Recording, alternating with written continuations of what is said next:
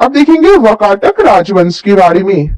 वकाटक राजवंश की स्थापना 255 ईस्वी के लगभग विंध्य शक्ति नामक व्यक्ति ने की थी।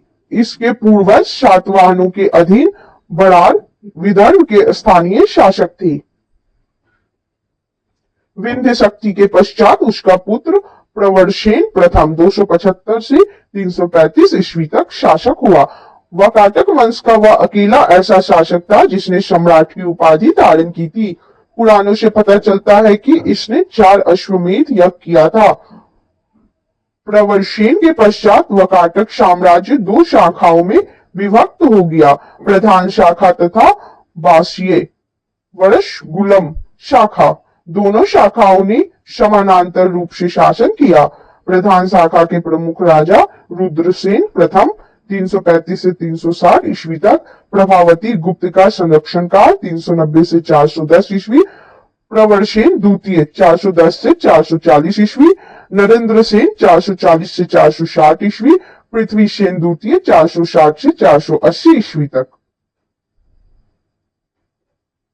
गुप्त शासक चंद्रगुप्त द्वितीय ने अपनी पुत्री प्रभावती गुप्ता का विवाह वकाटक नरेश रुद्रसेन द्वितीय से किया। वकाटकों का राज्य गुप्त एवं शक राज्यों के बीच था। राज्यों पर विजय प्राप्त करने के लिए चंद्रगुप्त द्वितीय ने इस संबंध को स्थापित किया था। विवाह के कुछ समय बाद रुद्रसेन द्वितीय की मृत्यु हो गई। क्योंकि उसके दोनों पुत्र दिवाकर सेन एवं दामोदर सेन अवयस्क थे, अतः प्रभावती गुप्ता ने शासन संभाला। यह काल वकाटक गुप्त संबंध का स्वर्णकाल रहा। प्रभावती गुप्ता ने के संरक्षण काल के बाद उसका कनिष्ठ पुत्र दामोदर सेन प्रवरसेन द्वितीय के नाम से गद्दी पर बैठा। पृथ्वी सेन द्वितीय वकाटकों की प्रधान शाखा का अंतिम शासक था। उसके बाद उसका राज्य वाशिम शाखा के हरिसेन के हाथों में चला गया। वाशिम शाखा के वकाटक वंश के इस शाखा की स्थापना 330 ईस्वी में सम्राट प्रवरसेन के छोटे पुत्र सर्वसेन ने की थी। उसने वत्सगुल्म नामक स्थान पर एक स्वतंत्र राज्य की स्थापना की। वत्सगुल्म महाराष्ट्र के अकोला जिले में आधुनिक वाशिम में स्थित था। वाशिम शाखा के प्रमुख राजा सर्वसेन विंध्य शक्ति द्वितीय 350 से 400 ईस्वी, प्रवरसेन द्वितीय 400 से 415 ईस्वी और हरिसेन 475 से 510 ईस्वी तक। हरिसेन वाशिम शाखा का सर्वाधिक शक्तिशाली शासक था। यह वकाटक वंश का अंतिम ज्ञात शासक है।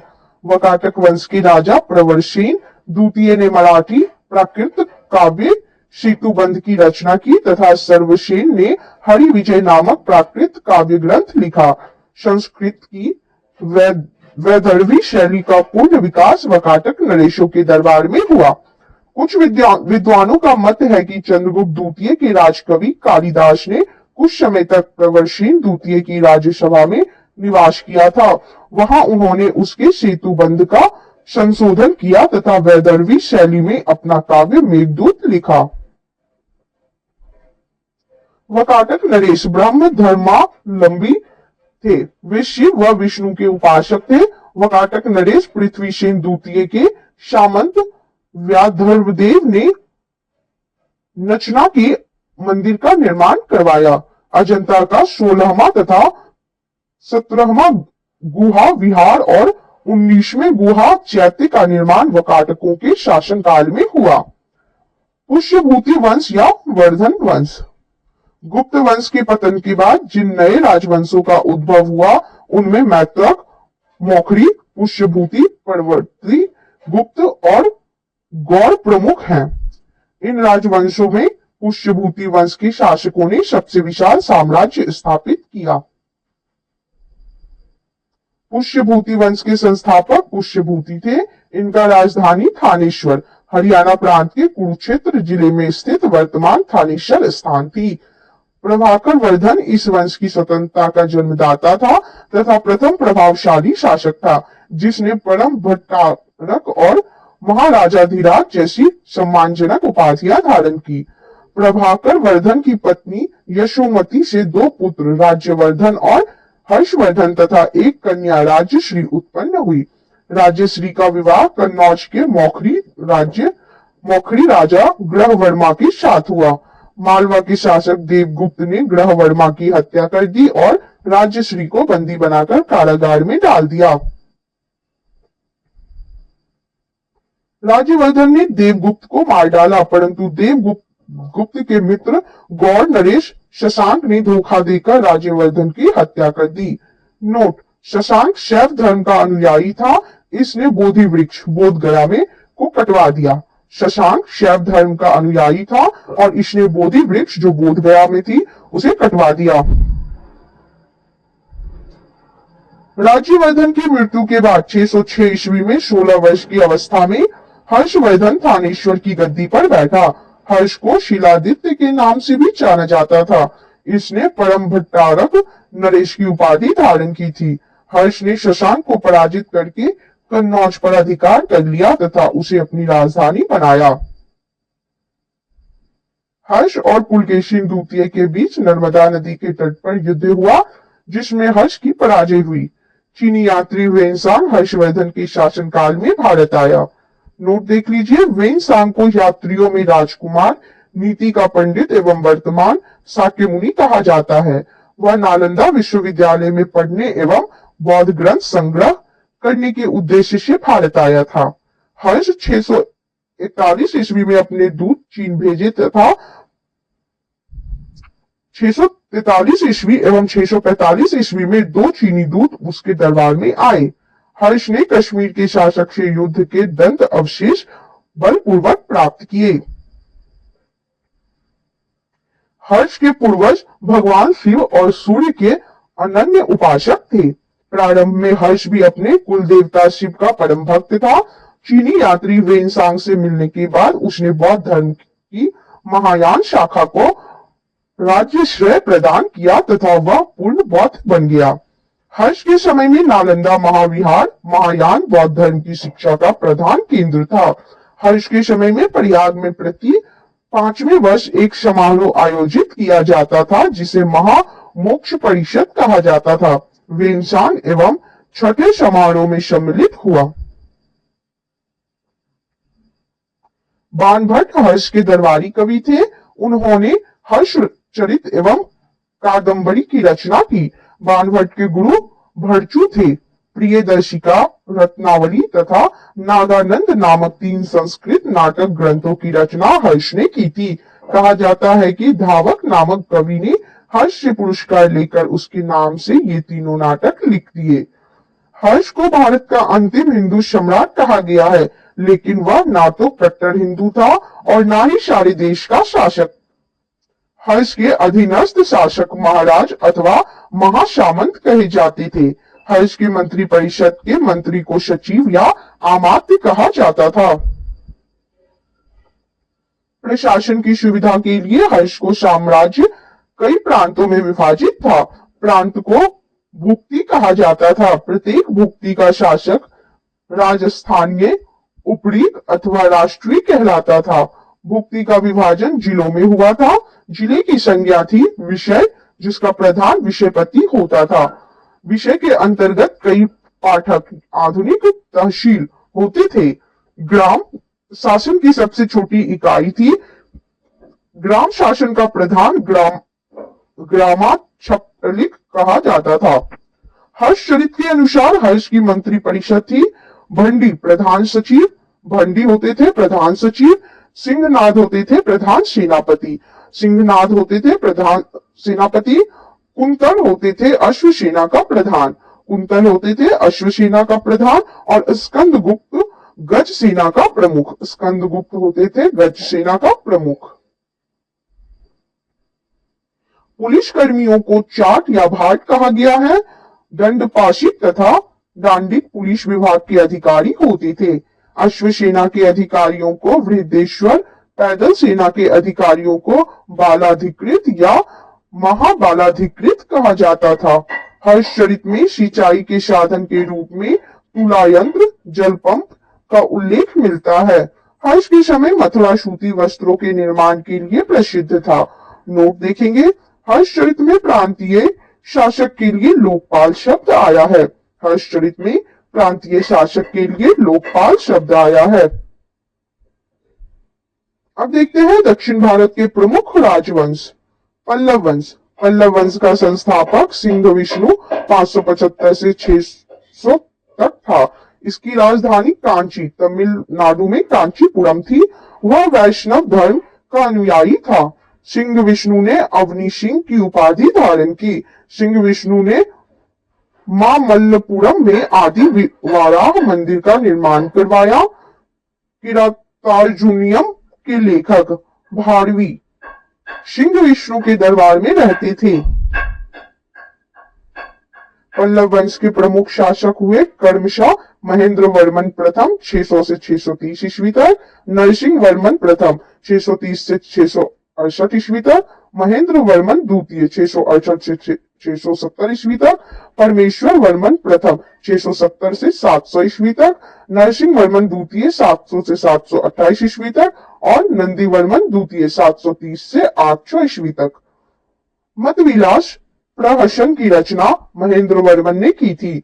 महेंद्र वर्मन शुरू में जैन मतावलंबी था, परंतु बाद में तमिल संत अप्पर के प्रभाव में आकर शैव बन गया था। महाबलीपुरम के एकाश्म मंदिर, जिन्हें रथ कहा गया है, का निर्माण पल्लव राजा नरसिंह वर्मन प्रथम के द्वारा करवाया गया था। रथ मंदिरों की संख्या 7 है। रथ मंदिरों में सबसे छोटा द्रौपदी रथ है, जिसमें किसी प्रकार का अलंकरण नहीं मिलता है। वात्पिकोण व महामल्ल की उपाधि नरसिंह वर्मन प्रथम ने धारण की थी। इसके शासनकाल में चीनी यात्री हुएन सांग कांची आया था। परमेश्वर वर्मन प्रथम शैव मतानुयायी था। उसने लोकादित्य, एकमल्ल, रंजय, अत्यंत काम, उग्रदंड, गुणभाजन आदि की उपाधियां ग्रहण की थी। इसने मामल्लपुरम में गणेश मंदिर का निर्माण करवाया था। परमेश्वर वर्मन प्रथम विद्या प्रेमी भी था और उसने विद्या विनीत की उपाधि भी ली थी। अरबों के आक्रमण के समय पल्लवों का शासक नरसिंह वर्मन द्वितीय था। उसने राजा सिंह, राजाओं में सिंह, आगम प्रिय, शास्त्रों का प्रेमी और शंकर भक्त, शिव का उपासक की उपाधियां धारण की। उसने कांची के कैलाशनाथ मंदिर का निर्माण करवाया, जिसे राज सिद्धेश्वर मंदिर भी कहा जाता है। इसी मंदिर के निर्माण से द्रविड़ स्थापत्य कला की शुरुआत हुई। महाबलीपुरम में शोर मंदिर का निर्माण भी नरसिंह वर्मन द्वितीय ने किया। कांची के कैलाशनाथ मंदिर में पल्लव राजाओं और रानियों की आदमकद तस्वीरें लगी हैं। 10 कुमार रचित चरित्र के लेखक दंडी नरसिंह वर्मन द्वितीय के दरबार में रहते थे। कांची के मुक्तेश्वर मंदिर तथा वैकुंठ पेरुमाल मंदिर का निर्माण नंदी वर्मन द्वितीय ने कराया। प्रसिद्ध वैष्णव संत तिरुमंडई अल्लवार नंदी वर्मन द्वितीय के समकालीन थे। नंदी वर्मन तृतीय शैव मतानुयायी था। उसकी राजसभा में तमिल भाषा का प्रसिद्ध कवि संत पेरुदेवनार निवास करता था, जिसने भारत वेणुआ नामक ग्रंथ की रचना की। पल्लव वंश का अंतिम शासक कंपु वर्मा था 1948 से 1980 तक।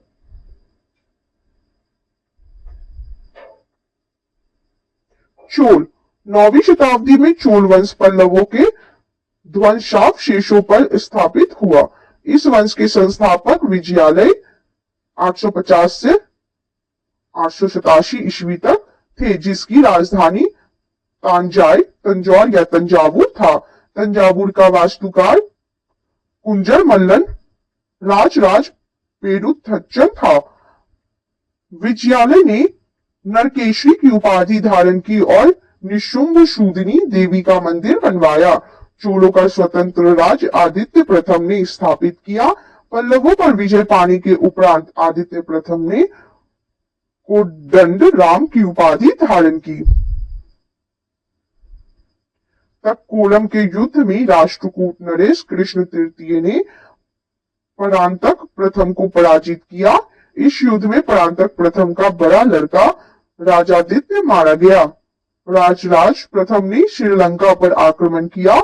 वहां के राजा महिम पंचम को भागकर श्रीलंका के दक्षिण जिला रोहन में शरण लेनी पड़ी। राजराज प्रथम श्रीलंका के विजित प्रदेशों को चोल साम्राज्य का एक नया प्रांत मुम्मिर चोल मंडलम, जिसकी राजधानी पोलन रुवा थी, बनाया। राजराज प्रथम शैव धर्म का अनुयायी था। इसने तंजौर में राजराजेश्वर का शिव मंदिर बनाया। चोल साम्राज्य का सर्वाधिक विस्तार राजेंद्र प्रथम के शासनकाल में हुआ है। बंगाल के पाल शासक महिपाल को पराजित करने के बाद राजेंद्र प्रथम ने गंगैकोट चोल की उपाधि धारण की और नवीन राजधानी गंगैकोट चोलपुरम के निकट चोल गंगम नामक विशाल तालाब का निर्माण करवाया। चोल काल में भूमि के प्रकार। वेल्लन वगाई, गैर ब्राह्मण किसान स्वामी की भूमि। वेल्लन वगाई क्या होती थी? गैर ब्राह्मण किसान स्वामी की भूमि। ब्रह्मदेव, ब्राह्मणों को उपहार में दी गई भूमि। ब्रह्मदेव होती थी ब्राह्मणों को उपहार में दी गई भूमि। शाला भोग कहते थे किसी विद्यालय के रख रखाव की भूमि। शाला भोग होती थी किसी विद्यालय के रख रखाव की भूमि। देवदान या तिरुनमटक्कनी, मंदिर को उपहार में दी गई भूमि। देवदान या तिरुनमटक्कनी, मंदिर को उपहार में दी गई भूमि। और पल्ली चंदम, जैन संस्थानों को दान में दी गई भूमि। पल्ली चंदम, जैन संस्थानों को दान में दी गई भूमि। नोट देख लेंगे। गजनी का सुल्तान महमूद राजेंद्र प्रथम का समकालीन था। गजनी का सुल्तान महमूद राजेंद्र प्रथम का समकालीन था। राजेंद्र द्वितीय ने प्रकेशरी की एवं वीर राजेंद्र ने राजकेशरी की उपाधि धारण की। चोल वंश का अंतिम राजा राजेंद्र तृतीय था। चोलों एवं पश्चिमी चालुक्य के बीच शांति स्थापित करने में गोवा के कदम्ब शासक जयकेश प्रथम ने मध्यस्थ की भूमिका निभाई थी। विक्रम चोल अभाव एवं अकाल से ग्रस्त गरीब जनता से राजस्व वसूल कर चिदम्बरम मंदिर का विस्तार करवा रहा था। कलोत्तुंग द्वितीय ने चिदम्बरम मंदिर में स्थित गोविंदराज विष्णु की मूर्ति को समुद्र में फेंकवा दिया। कालांतर में वैष्णव आचार्य रामानुजाचार्य ने उक्त मूर्ति का पुनरुद्धार किया और उसे तिरुपति के मंदिर में प्राण प्रतिष्ठित किया। चोल प्रशासन में भाग लेने वाले उच्च पदाधिकारियों को पेरुंदरम एवं निम्न श्रेणी के पदाधिकारियों को शेरुंदरन कहा जाता था। लेखों में कुछ उच्चाधिकारियों को उडनकूटम कहा गया है, जिसका अर्थ है सदा राजा के पास रहने वाला अधिकारी। संपूर्ण चोल साम्राज्य 6 मंडलों यानी प्रांत में विभक्त था। मंडलम कोट्टम में, कोट्टम नाडु में एवं नाडु कई कुर्रमों में विभक्त था। नाडु की स्थानीय सभा को नाटुर एवं नगर की स्थानीय सभा को नगरतार कहा जाता था। वह लाल जाति के धनी किसानों को केंद्रीय सरकार की देखरेख में नाडु के कामकाज में अच्छा खासा नियंत्रण हासिल था। उनमें से कई धनी भूस्वामियों को चोल राजाओं के सम्मान के रूप में मुवेद वेलन, 3 राजाओं को अपनी सेवाएं प्रदान करने वाला वेलन या किसान, अरियार प्रधान जैसी उपाधियां दी। उन्हें केंद्र में महत्वपूर्ण राजकीय पद सौंपे।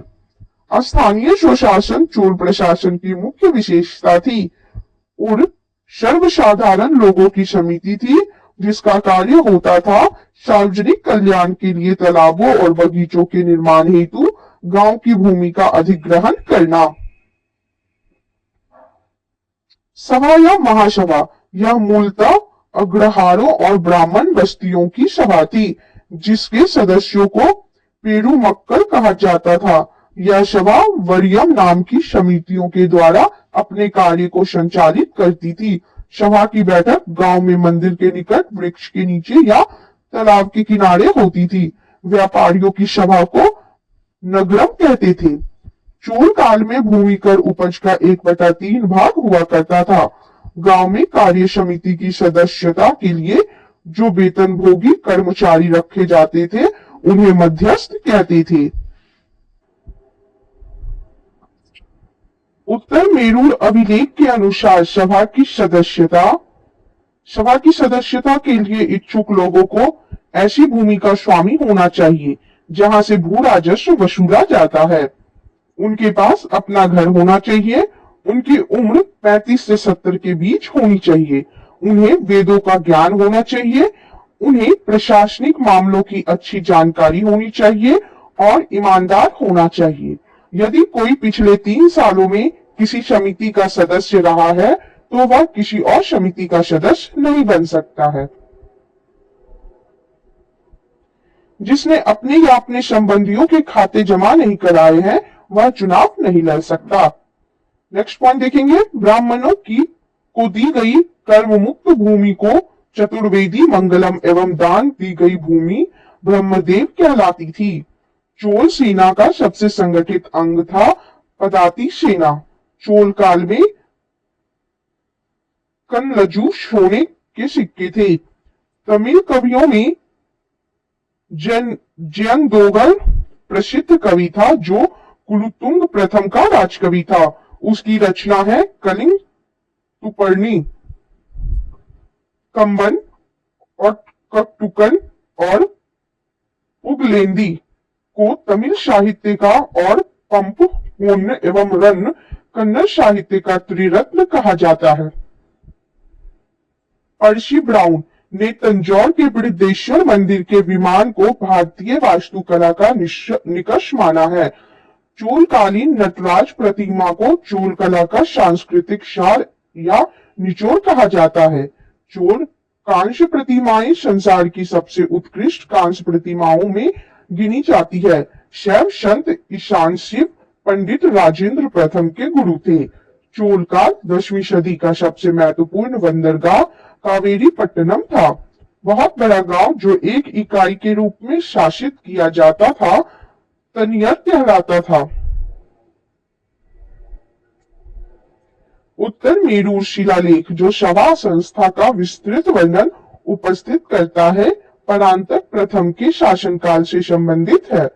चोलों की राजधानी कालक्रम के अनुसार थी उरैयूर, तंजौर, गंगैकोंड, चोलपुरम एवं कांची।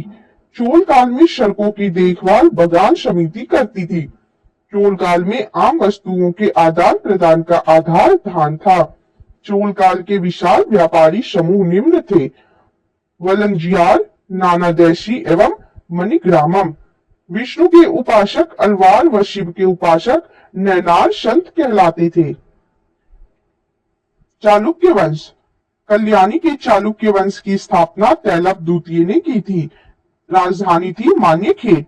चालुक्य वंश कल्याणी के प्रमुख शासक हुए तैलप प्रथम, तैलप द्वितीय, विक्रमादित्य, जयसिंह, सोमेश्वर द्वितीय, विक्रमादित्य षष्ठ, सोमेश्वर तृतीय एवं तैलप तृतीय। सोमेश्वर प्रथम ने मान्यखेट से राजधानी हटाकर कल्याणी कर्नाटक को बनाया। इस वंश का सबसे प्रतापी शासक विक्रमादित्य षष्ठ था। विल्हन एवं विज्ञानेश्वर विक्रमादित्य षष्ठ के दरबार में ही रहते थे।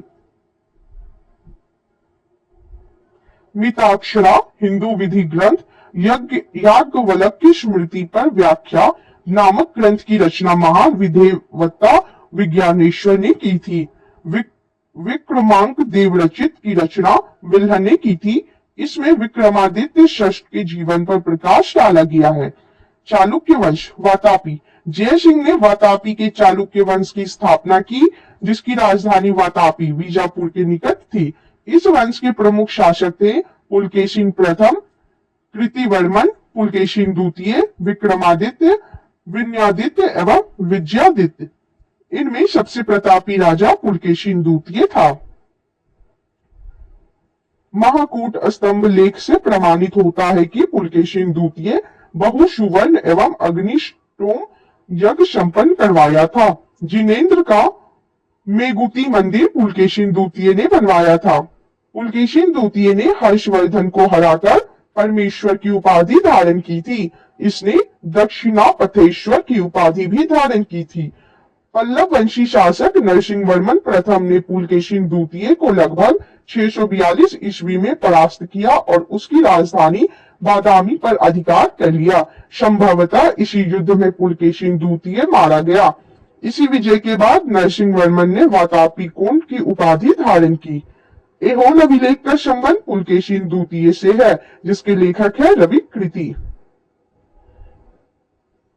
अजंता के एक गुहा चित्र में फारसी दूत मंडल को स्वागत करते हुए पुलकेशिन द्वितीय को दिखाया गया है। वातापी का निर्माणकर्ता कृतिवर्मन को माना जाता है। मालवा को जीतने के बाद विन्यादित्य ने शक्लोत्तर पथनाथ की उपाधि धारण की। विक्रमादित्य द्वितीय के शासनकाल में ही दक्कन में अरबों ने आक्रमण किया। इस आक्रमण का मुकाबला विक्रमादित्य के भतीजे पुलकेशी ने किया। इस अभियान की सफलता पर विक्रमादित्य द्वितीय ने इसे अवनिजनाश्रय की उपाधि प्रदान की।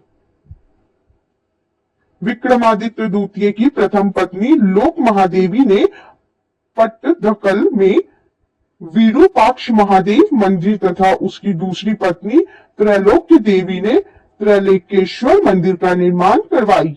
इस वंश का अंतिम राजा कृतिवर्मन द्वितीय था। इसे इसके सामंत दंती दुर्ग ने परास्त कर एक नए वंश राष्ट्रकूट वंश की स्थापना की। एहोल को मंदिरों का शहर कहा जाता है। चालुक्य वंश। बेंगी के चालुक्य वंश का संस्थापक विष्णुवर्धन था। इसकी राजधानी बेंगी आंध्र प्रदेश में थी। इस वंश के सबसे प्रतापी राजा विजयादित्य तृतीय था, जिसका सेनापति पंडरंग था।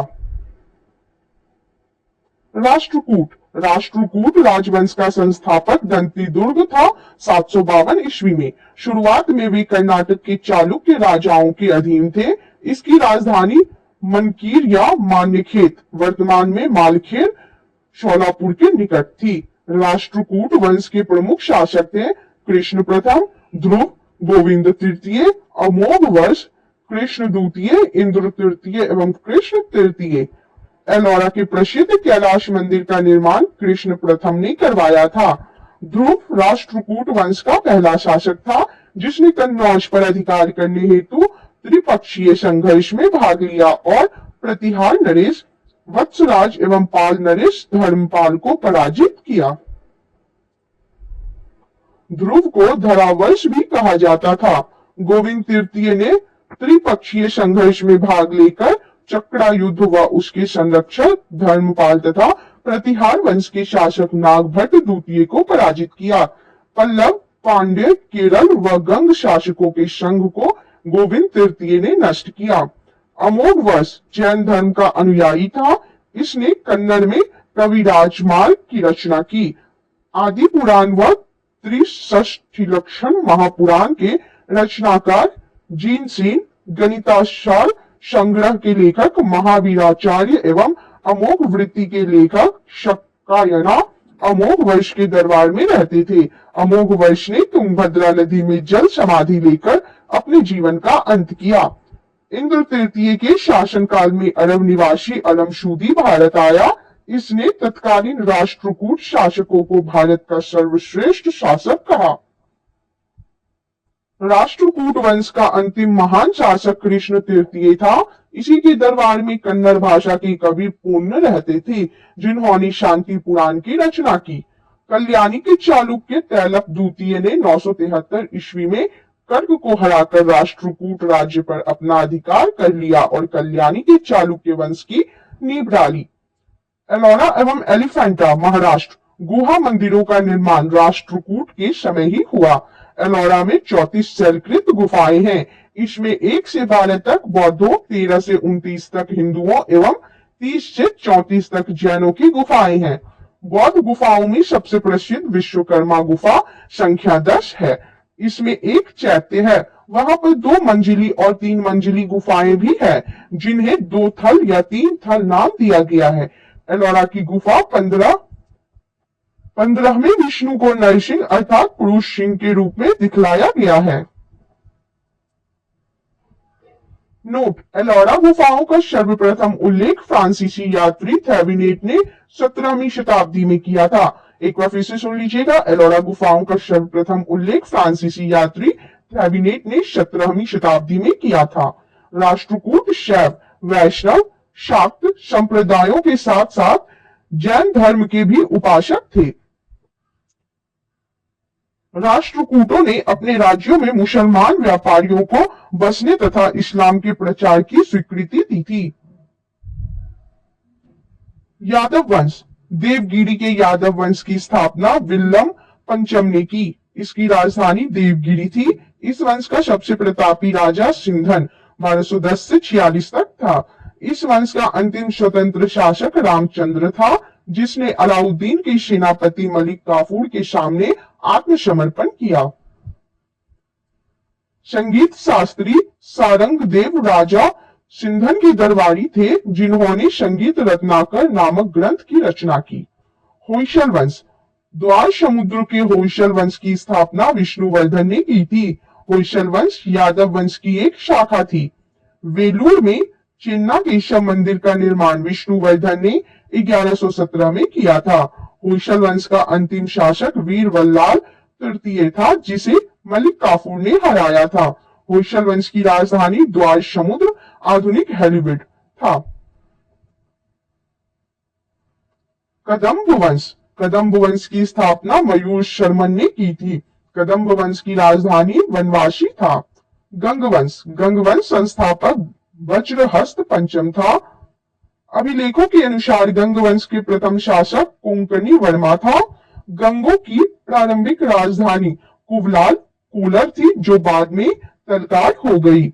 दत्तक सूत्र पर टीका लिखने वाला गंग शासक माधव प्रथम था। काकतीय वंश। काकतीय वंश का संस्थापक बीटा प्रथम था, जिसने नलगोंडा हैदराबाद में एक छोटे से राज्य का गठन किया, जिसकी राजधानी अम्बकोंड थी।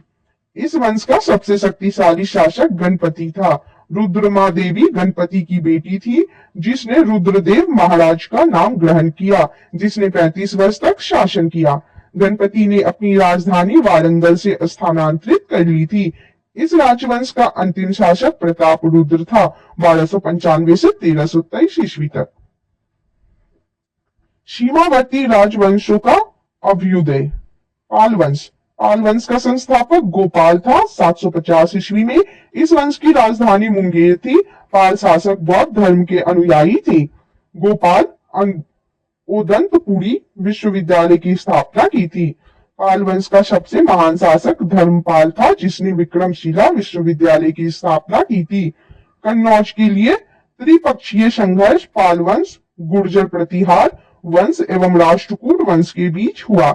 इसमें पाल वंश की ओर से सर्वप्रथम धर्मपाल शामिल हुआ था। 11वीं सदी के गुजराती कवि शोठल ने धर्मपाल को उत्तरापथ स्वामी की उपाधि से संबोधित किया है। सोमपुर महाविहार का निर्माण धर्मपाल ने करवाया था। उदंतपुरी विहार के प्रसिद्ध बौद्ध मठ का निर्माण देवपाल ने करवाया था। जावा के शैलेंद्र वंशी शासक बालपुत्र देव के अनुरोध पर देवपाल ने उसे नालंदा में एक बौद्ध विहार बनवाने के लिए 5 गांव दान में दिए थे।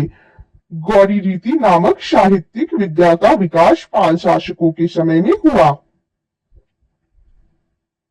सेन वंश। सेन वंश की स्थापना सामंत सेन ने राढ़ में की थी। इसकी राजधानी नदिया लखनौती थी। सेन वंश के प्रमुख शासक विजय सेन, बल्लाल सेन एवं लक्ष्मण सेन थे। सेन वंश का प्रथम स्वतंत्र शासक विजय सेन था, जो शाक्त धर्म का अनुयायी था। दान सागर एवं अद्भुत सागर नामक ग्रंथ की रचना सेन शासक बल्लाल सेन ने की थी। अद्भुत सागर को लक्ष्मण सेन ने पूर्ण रूप दिया था।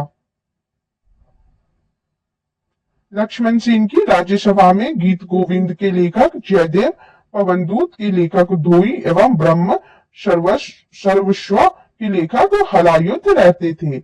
हलायुध लक्ष्मण सेन का प्रधान न्यायाधीश एवं मुख्यमंत्री था। विजय सेन ने देवपाड़ा में प्रघुम्नेश्वर मंदिर, शिव की विशाल मंदिर की स्थापना की। सेन राजवंश प्रथम राजवंश था, जिसने अपना अभिलेख सर्वप्रथम हिंदी में उत्कीर्ण करवाया। लक्ष्मण सेन ने बंगाल का अंतिम हिंदू शासक था। कश्मीर के राजवंश। कश्मीर पर शासन करने वाले शासक वंश कालक्रम से इस प्रकार थे। कारकोट वंश, फिर उत्पल वंश, फिर लोहार वंश। 627 ईस्वी में दुर्लभ वर्धन नामक व्यक्ति ने कश्मीर में कारकोट वंश, हिंदू वंश की स्थापना की थी। वेनसांग ने उसके शासनकाल में कश्मीर की यात्रा की। कारकोट वंश का सबसे शक्तिशाली राजा ललितादित्य मुक्तापीड था। कश्मीर का मार्तंड मंदिर का निर्माण ललितादित्य मुक्तापिंड के द्वारा करवाया गया था। कारकोट वंश के बाद कश्मीर पर उत्पल वंश का शासन हुआ। इस वंश का संस्थापक अवंती वर्मन था। अवंतीपुर नामक नगर की स्थापना अवंती वर्मन ने की थी। अवंती वर्मन के अभियंता शुय ने सिंचाई के लिए नहरों का निर्माण करवाया। 1980 ईस्वी में उत्पल वंश की रानी दिगदार एक महत्वाकांक्षी शासिका हुई। उत्पल वंश के बाद कश्मीर पर लोहार वंश का शासन हुआ। लोहार वंश का संस्थापक संग्राम राज था। संग्राम राज के बाद अनंत राजा हुआ। इसकी पत्नी सूर्यमती ने प्रशासन को सुधारने में उसकी सहायता की। लोहार वंश का शासक हर्ष विद्वान कवि तथा कई भाषाओं का ज्ञाता था। कल्हन हर्ष का आश्रित कवि था। जयसिंह लोहार वंश का अंतिम शासक था, जिसने 1128 ईस्वी से 1155 ईस्वी तक शासन किया। जयसिंह के शासन के साथ ही कल्हन की राज तरंगिणी का विवरण समाप्त हो जाता है। इसके बाद है कामरूप का वर्मन वंश। 4वीं शताब्दी के मध्य कामरूप के वर्मन वंश का उदय हुआ। इस वंश की प्रतिष्ठा का संस्थापक पुष्य वर्मन था। इसकी राजधानी प्रयाग ज्योतिष नामक स्थान पर थी। कालांतर में कामरूप पाल साम्राज्य का एक अंग बन गया। चलिए अब पढ़ते हैं राजपूत राजवंशों की उत्पत्ति। गुर्जर प्रतिहार वंश। मालवा का शासक नागभट्ट प्रथम गुर्जर प्रतिहार वंश का संस्थापक था। नागभट्ट द्वितीय को राष्ट्रकूट सम्राट गोविंद तृतीय ने हराया था। प्रतिहार वंश का सर्वाधिक शक्तिशाली एवं प्रतापी राजा मिहिर भोज था। मिहिर भोज ने अपनी राजधानी कन्नौज में बनाई थी। वह विष्णु भक्त था। उसने विष्णु के सम्मान में आदि वराह की उपाधि ग्रहण की। राजशेखर प्रतिहार शासक महेंद्रपाल के दरबार में रहते थे। इस वंश का अंतिम राजा यशपाल था 1036 ईस्वी में। दिल्ली नगर की स्थापना तोमर नरेश अनंगपाल ने 11वीं सदी के मध्य में की। गहरवाल यानी राठौर राजवंश। गहरवाल वंश का संस्थापक चंद्रदेव था। इसकी राजधानी वाराणसी थी। इस वंश का सर्वाधिक शक्तिशाली राजा गोविंद चंद्र था। इसका मंत्री लक्ष्मीधर शास्त्रों का प्रकांड पंडित था, जिसने कृत्य कल्पतरु नामक ग्रंथ लिखा था। गोविंद चंद्र की एक रानी कुमार देवी ने सारनाथ में धर्म चक्र जिन विहार बनवाई। पृथ्वीराज तृतीय ने स्वयंवर से जयचंद की पुत्री संयोगिता का अपहरण कर लिया था। इस वंश का अंतिम शासक जयचंद था, जिसे गोरी ने 1194 ईस्वी के चंदावर युद्ध में मार डाला। चाहमान या चौहान वंश। चौहान वंश का संस्थापक वासुदेव था। इस वंश की प्रारंभिक राजधानी अहिच्छत्र थी। बाद में अजयराज द्वितीय ने अजमेर नगर की स्थापना की और उसे राजधानी बनाया। इस वंश का सबसे शक्तिशाली शासक अर्णोराज के पुत्र विग्रहराज चतुर्थ विशलदेव हुआ 1153 से 1163 ईस्वी तक, जिसने हरिकेली नामक संस्कृत नाटक की रचना की। सोमदेव विग्रहराज चौथम के राजकवि थे। इन्होंने ललित विग्रहराज नामक नाटक लिखा। 2.5 दिन का झोपड़ा नामक मस्जिद शुरू में विग्रहराज चौथम द्वारा निर्मित एक विद्यालय था। पृथ्वीराज तृतीय इस वंश का अंतिम शासक था। चंदवरदाई पृथ्वीराज तृतीय का राजकवि था, जिसकी रचना पृथ्वीराज राशो है। रणथंभौर के जैन मंदिर का शिखर पृथ्वीराज तृतीय ने बनवाया था। तराइन का प्रथम युद्ध 1191 ईस्वी में हुआ, जिसमें पृथ्वीराज तृतीय की विजय एवं गौरी की हार हुई। तराइन का द्वितीय युद्ध 1192 ईस्वी में हुआ, जिसमें गौरी की विजय एवं पृथ्वीराज तृतीय की हार हुई। परमार वंश। परमार वंश का संस्थापक उपेंद्र राज था। इसकी राजधानी धारा नगरी थी। प्राचीन राजधानी उज्जैन थी। परमार वंश का सर्वाधिक शक्तिशाली शासक राजा भोज था। राजा भोज ने भोपाल के दक्षिण में भोजपुर नामक झील का निर्माण करवाया। नौषधीय चरित के लेखक श्री हर्ष व प्रबंध चिंतामणि के लेखक मेरुतुंग थे। राजा भोज ने चिकित्सा, गणित एवं व्याकरण पर अनेक ग्रंथ लिखे। भोजकृत युक्ति कल्पतरु में वास्तुशास्त्र के साथ साथ विविध वैज्ञानिक यंत्रों व उनके उपयोग का उल्लेख है।